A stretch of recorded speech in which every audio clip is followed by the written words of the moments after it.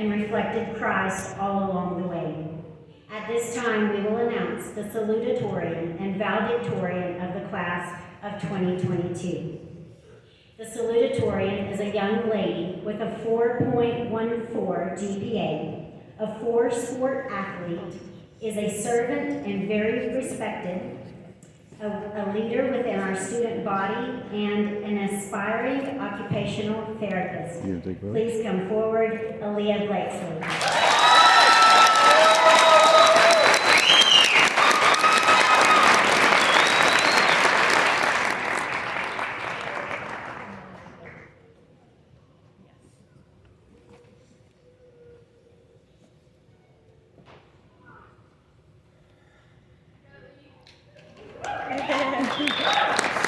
Good evening, everyone. I just want to welcome all the parents, teachers, family and friends, and my fellow graduates that are here tonight. My name is Aaliyah Blakesley, and it is an honor to be standing here as a salutatorian of the class of 2022. And I'm moving to parents as well. But we're sitting here tonight, and I'm sure everyone is realizing that time does not slow down at all. Our class has been what has carried us to where we are today. Sure, there have been moments, events, people, and issues that have been troubling at best and traumatic at worst. But for each of those times, these graduates have grown a little stronger into the person that they are today. When we found ourselves stuck in a rut or in a very hard time in life, no one gave up, rather everyone embraced the process, and that is what has led us to who we are meant to be.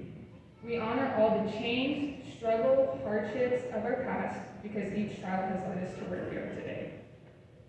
Just as it is important to honor the past, we need to celebrate the future and what is to come. Going into the future is different for everyone. Some it's really scary, but some it's exciting. The valedictorian is a young man with a 4.27 GPA, a 3-sport high school athlete, participated in chorus and involved with leading worship, is a student leader within our school, and is pursuing a degree in games, interactive media, and mobile technology with a minor in computer science at Boise State University, and a former student of mine. Please come forward, Isaac Denny.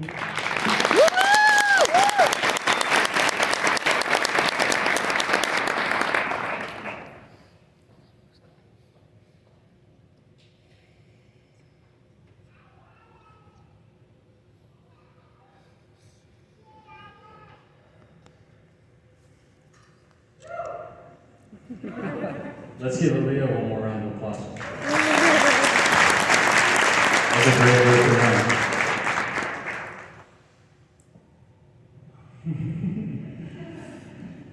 I'd like to welcome trustees, administration, faculty and staff, parents, and the class of 2022. It is an honor to stand before you today to talk about the next steps as we go out into the real world and experience what life has to give us.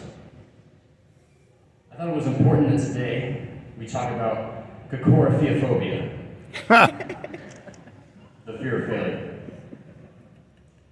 When we graduates make essential choices in our lives and choose the paths to take, fear of failure plays a significant role. When making decisions that will alter the course of our lives, we often forget the all-powerful God watching over us. In hand with the theme of choices and calling, the famous poem, The Road Not Taken, by Robert Frost, comes to mind. This poem covers some common and challenging issues a traveler might encounter when making a grown-up decision. It goes something like this, if you've never heard it. The Road Not Taken, by Robert Frost. 2 roads diverged in yellow wood, and sorry I could not travel both, and be one traveler. Long I stood, and looked down one as far as I could to where it bent in the undergrowth. Then took the other, as just as fair, and having perhaps the better claim, because it was grassy and wanted wear. Though as for that, the passing there had warned them really about the same. And both that morning equally lay, and leaves no step had trodden in black. Oh, I kept the first for another day, yet knowing how way leads on to way, I doubted if I should ever come back. I shall be telling this with a sigh, somewhere ages and ages hence. 2 roads diverged in a wooden eye. I took the one less traveled by, and that has made all the difference. Frost talks of 2 roads, one wide and commonly taken. He could see straight through where it bent in the distance, meaning it was probably pretty used and worn, and wanting wear, as he says. Now, wanting wear means, well, I just explained that, sorry. As human beings, we face a similar choice in life, even if we do not realize it. We choose either life in service to ourselves in this world, or life in relationship and service to Christ. This poem perfectly lines up with Matthew 7, 13 through 14, when Jesus says, "Enter through the narrow gate.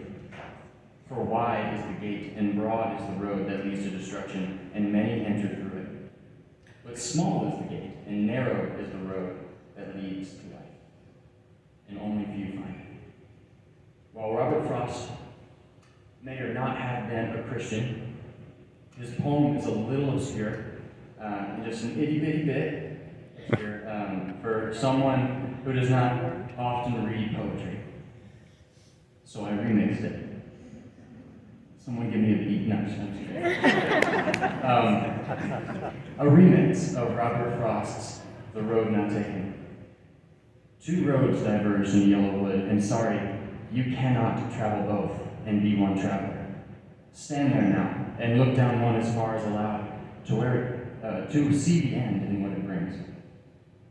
There are no thorns that bring the stings, but in fact many bodacious rings. The road is wide and handles wear. There is no reason to wait and stare, but instead go on your merry way. Now take the other, it's just as fair, though thin it was and plain to see. But along the road you see pain and fear. There are in fact thorns that bring stings, with not even one flamboyant ring. Standing there, the choice clear, on which path to take, which way to steer, you feel a pull to the latter road, the narrow one, with end unknown. The path less trodden. Now both paths seem an option. Choosing now is all that matters.